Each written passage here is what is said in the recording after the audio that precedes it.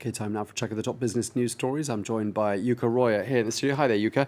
Hey, Tom. The world's biggest sporting event is due to be held under a state of emergency. I'm talking about the Tokyo Olympics.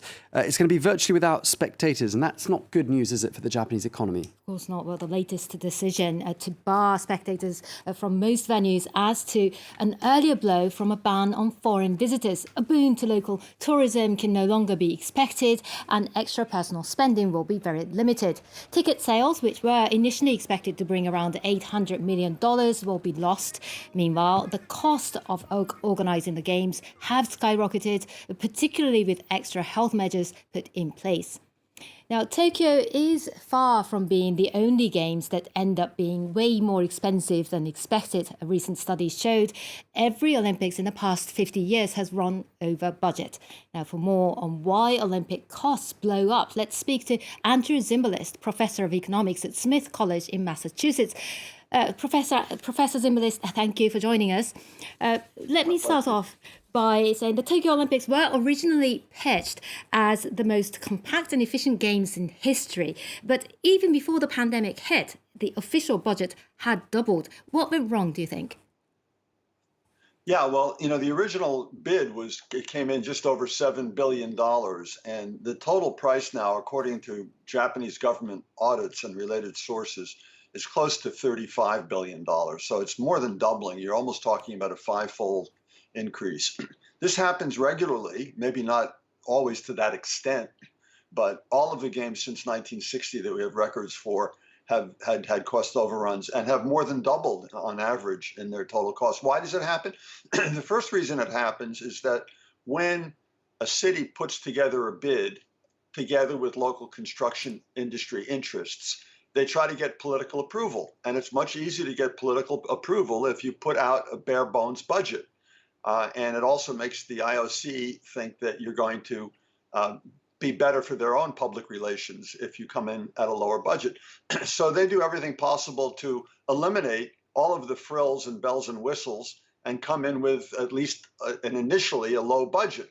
So that's a manipulated budget. It's not a real budget. Once they get the political approval, then they start adding the bells and the whistles, and they discovered that they needed not only new venues, but they also need new infrastructure, and the cost explodes. So that's one reason. Another reason why you get cost overruns is that unlike most construction projects, when you're hosting the Olympics, you have no leeway at all in terms of the day that the project has to be ready. If you're building an Olympic stadium, for instance, you've got to have that stadium ready to be used on July 23rd for the opening ceremonies. You can't have it ready on July 25th. If you're doing a normal construction project, that kind of a deadline, a firm deadline is not present. It's regular to come in a week late or a month late or even several months late. So what does a construction company have to do if they're given a hard deadline like that?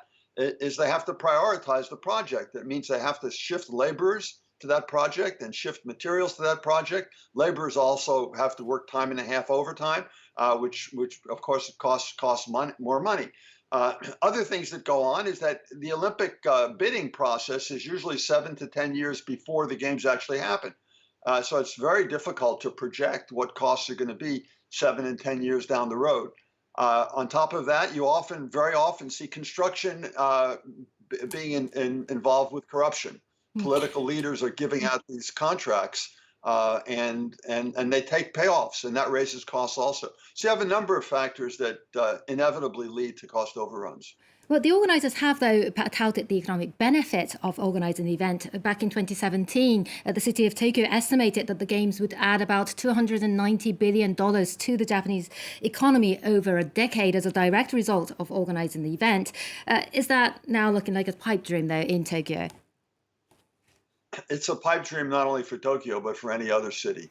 All of the independent scholarly studies on the economic impact of the Olympics suggest that there is no positive impact, and in many cases there's a negative impact, because the amount of revenue that you bring in from hosting the games during 17 days tends to be on the order of $5, $6, $7 billion for the summer games.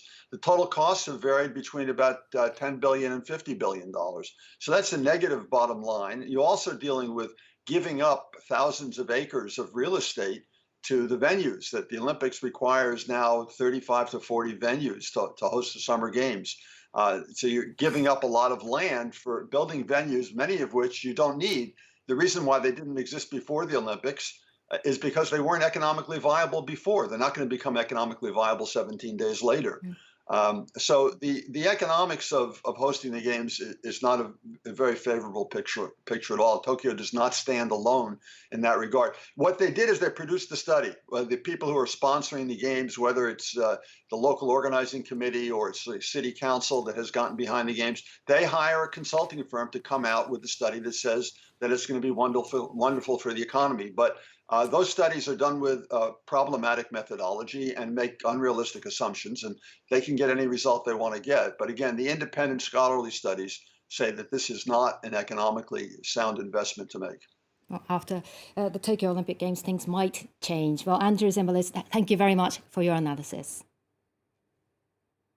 The European Central Bank has set a new inflation target at 2% in the medium term. Previously, the target was below but close to that figure. Inflation in the Eurozone has undershot its target for nearly a decade. Analysts say that real inflation is higher than the official figure and that the policy change actually signals that there won't be any significant interest rate hikes for a long time. The central bank also unveiled plans to take into greater account the climate change in its decision-making.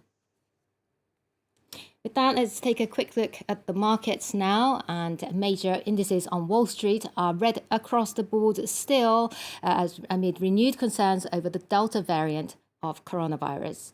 Earlier, European shares finished trading sharply down. Yields for government bonds, though, fell further in the Eurozone following that decision from the European Central Bank, its new inflation target seen as strengthening the central bank's ultra-easy monetary policy.